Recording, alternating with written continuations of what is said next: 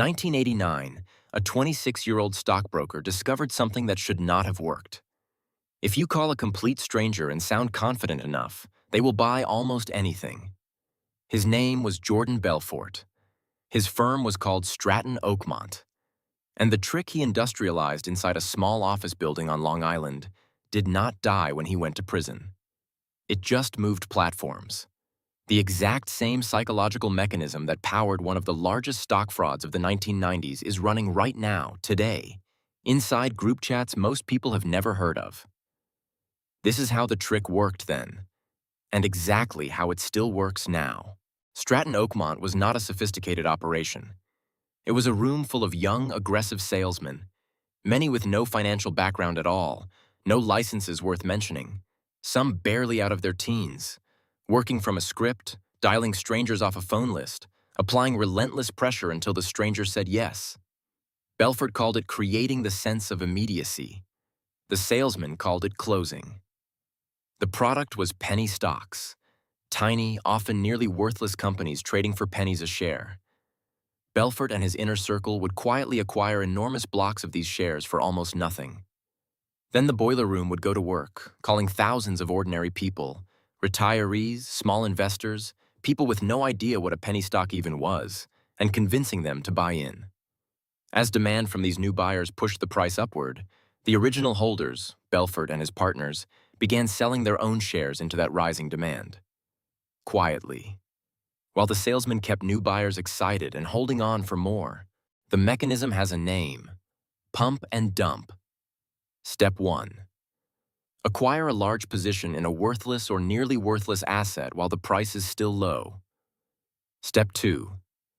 Generate artificial demand and urgency around that asset through coordinated high-pressure promotion. In Belfort's case, that meant thousands of scripted phone calls a day designed to create the illusion of insider knowledge and a closing window of opportunity. Step 3. As new buyers push the price up, sell your position gradually, without announcing it, while the promotion continues uninterrupted. Step 4. Once your position is sold, the artificial demand evaporates. The price collapses. Everyone who bought in late is left holding the loss. Stratton Oakmont generated hundreds of millions of dollars running this exact four-step pattern, repeated against thousands of victims for nearly a decade before federal investigators caught up to it. The FBI began investigating Stratton Oakmont in the early 1990s. It took years. Belfort, by his own later account, spent much of that period addicted to quaaludes and cocaine, running the firm from a haze of excess that became the subject of a Hollywood film decades later. What ultimately brought the firm down was not a single dramatic raid. It was wiretaps, cooperating witnesses, and a younger partner who agreed to testify in exchange for a reduced sentence. In 1999, Belfort pleaded guilty to securities fraud and money laundering. He agreed to cooperate with investigators and pay restitution to victims. He served 22 months in federal prison. Decades later, court records show the vast majority of that restitution was never actually paid. After Stratton Oakmont collapsed, regulators tightened the rules specifically around boiler room operations. Stricter cold-calling regulations, tighter penny stock disclosure requirements, closer oversight of small, aggressive brokerages. The traditional boiler room, run exactly the way Belfort ran it, became significantly harder to operate. But here is what regulators could never actually regulate away: the underlying psychology that made the trick work in the first place. Urgency, social proof, the appearance of insider access. That psychology never needed a phone line specifically. It just needed a venue. Today, the same four-step pattern runs constantly across messaging platforms, social media, and cryptocurrency markets. The mechanics are almost identical. Only the tools have changed. Step 1 is the same. A small group quietly accumulates a large position in a low-value or newly created asset, frequently a meme coin or a thinly traded microcap stock nobody had heard of a week earlier. Step 2 is now automated and amplified. Instead of cold calls, coordinated group chats, anonymous social accounts, and paid promotion generate the same artificial urgency Belfort once created by phone. Except now it can reach tens of thousands of people in minutes instead of one phone call at a time. Step 3 is identical. As new buyers rush in, the early holders quietly sell into the rising price. Step 4 is identical. The promotion stops as suddenly as it started. The price collapses. The new buyers, recruited through the very same channels that created the excitement, are left holding an asset worth a fraction of what they paid. The Securities and Exchange Commission has charged organizers of multiple coordinated pump and dump schemes operating through messaging apps and social media in recent years. The dollar amounts per scheme are typically smaller than Stratton Oakmont, but the schemes are far more numerous and far easier to launch because running one no longer requires a room full of salesmen, a phone bank, and a list of names. It requires a phone, an internet connection, and a group chat with a few thousand members who trust whoever is posting.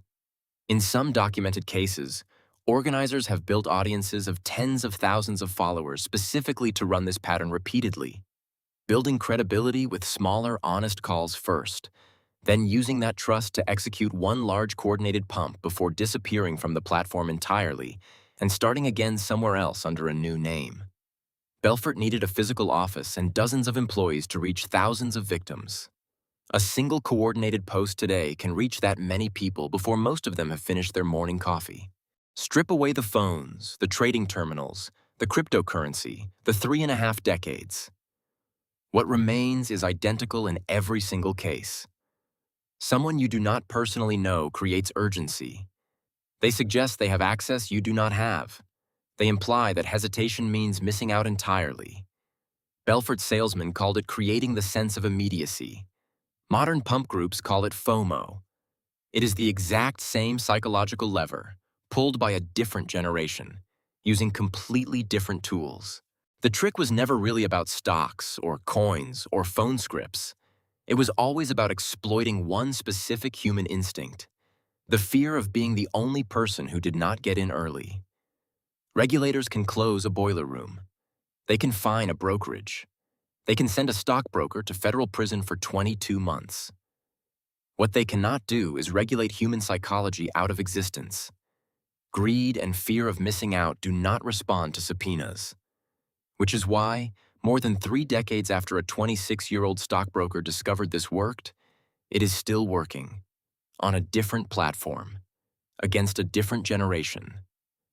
Wearing different branding, using the exact same 4 steps it always has. The room changed, the script changed. The trick never did. If this changed how you look at the next can't-miss opportunity in your group chat, subscribe to The Hidden Ledger. We track how old scams put on new disguises every single week.